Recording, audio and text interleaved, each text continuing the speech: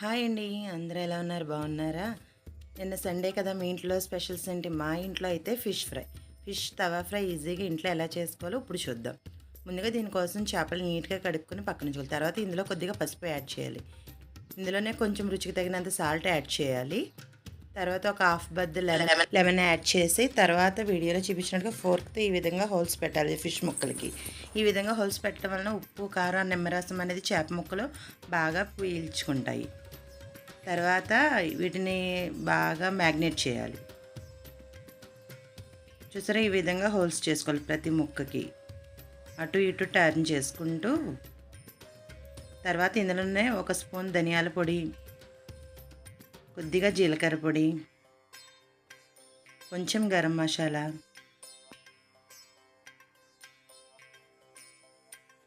ఒక table spoon అల్లం వెల్లుల్లి పేస్ట్ యాడ్ చేయాలి. ఈ విధంగా యాడ్ చేసిన తర్వాత మొత్తం ఈ మసాలాలన్నీ ముక్కలకు బాగా పట్టేటట్లుగా మనం ఈ విధంగా కదుపుతూ కలపాలి. మొత్తం మనం యాడ్ చేసిన మసాలాలన్నీ ముక్కలకు బాగా పట్టేంత వరకు ఈ విధంగా మనం రుద్దాలి. మనం ఫోర్క్తో హోల్ చేసాం కదండి, వాటి వల్ల ఈ మసాలాలు ముక్క లోపల వరకు కూడా పీల్చుకుని చాలా టేస్టీగా అయితే ఉంటాయి.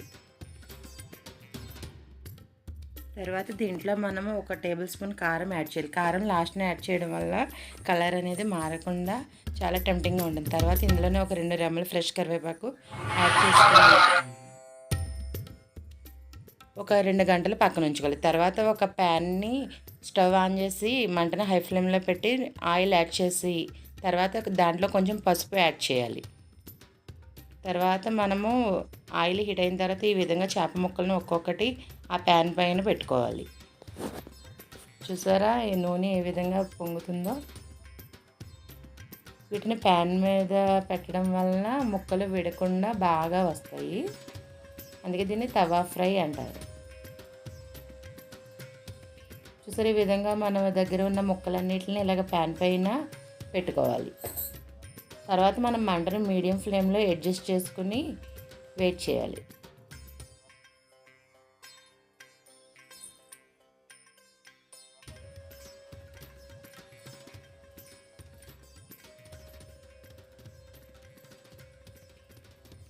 చూసారా, ఆయిల్ ఈ విధంగా మనము ప్యాన్ని కదుపుతూ ఉంటే ఆయిల్ అన్ని ముక్కలకి ఈవెన్గా స్ప్రెడ్ అవుతుంది, బాగా ఫ్రై అవుతుంది.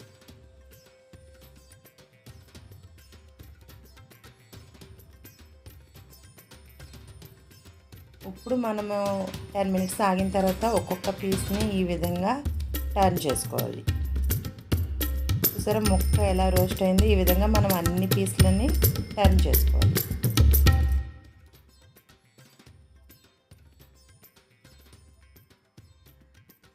తర్వాత మళ్ళీ వీటిని కూడా గ్యాస్ స్టవ్ని మీడియం ఫ్లేమ్లో అడ్జస్ట్ చేసుకోవాలి.